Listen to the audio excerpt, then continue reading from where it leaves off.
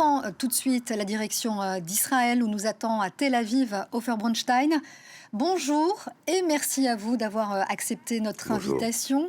Vous êtes président du Forum pour la paix et la réconciliation au Proche-Orient. Comment réagissez-vous tout simplement à cette annonce américaine ? Je pense qu'il faut faire la part des choses entre l'existence de l'UNRWA et l'aide aux réfugiés et aux Gazaouis. C'est deux choses totalement différentes. La position américaine, on l'a vu depuis que le président actuel a pris le pouvoir aux États-Unis, et c'est une politique il pense que par la force, par la menace et par l'intimidation, il pourra avoir des résultats. C'est exactement le contraire qui est en train de se produire, parce qu'il est en train de disqualifier les Américains comme étant un partenaire équitable, un entremetteur équitable entre Israéliens et Palestiniens.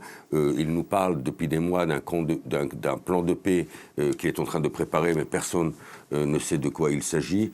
Donc, par la menace, par la force, il n'obtiendra rien, uniquement à marginaliser les États-Unis, et c'est regrettable parce qu'ils avaient jusqu'à aujourd'hui un rôle constructif à jouer.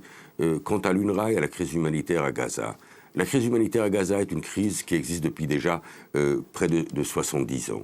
Elle va en s'empirant. Il n'y a plus d'eau potable à Gaza.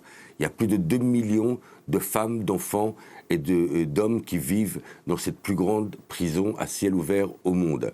L'électricité, ils peuvent en consommer que quelques heures par jour.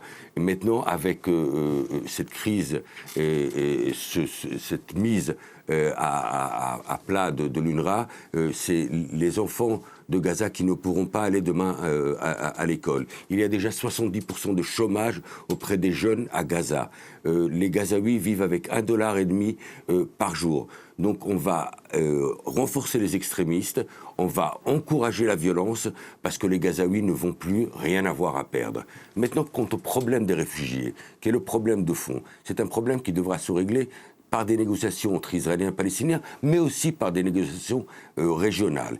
Il est absolument inacceptable, et ça, je le dis aux pays arabes et à certains Palestiniens qui continuent à vendre une chimère aux réfugiés qui ont quitté ou qui ont été chassés lors de la guerre de l'indépendance en 1948.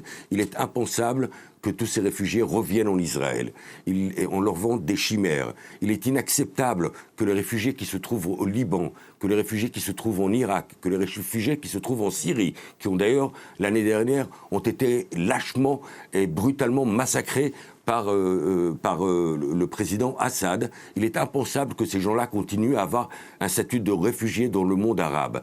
Ils devraient devenir libanais, ils devraient devenir syriens, ils devraient devenir irakiens, ils devraient recevoir la nationalité de ces pays-là. Ils n'ont pas de passeport, ces gens-là. Ils sont campés dans des camps de réfugiés depuis 70 ans. On doit leur redonner espoir. Comme il a été stipulé dans le passé, et dans quelques jours, on va célébrer le 25e anniversaire des accords d'Oslo. Et les Américains étaient prêts à mobiliser avec le monde arabe, les pays riches, et les pays arabes riches, qui au lieu de dépenser leur argent en achetant des armements aux Américains, devraient l'investir dans le bien-être des populations de la région. Il a été stipulé qu'un fonds entre 70 et 90 milliards de dollars sera investi pour justement régler régionalement le problème de réfugiés. La plupart d'entre eux se trouvent en Jordanie, certains se trouvent en Cisjordanie, beaucoup se trouvent à Gaza, d'autres se trouvent un peu partout dans le monde, surtout en Liban, en Syrie et en Irak. C'est avec ce fonds-là qu'il va falloir l'investir pour le bien-être.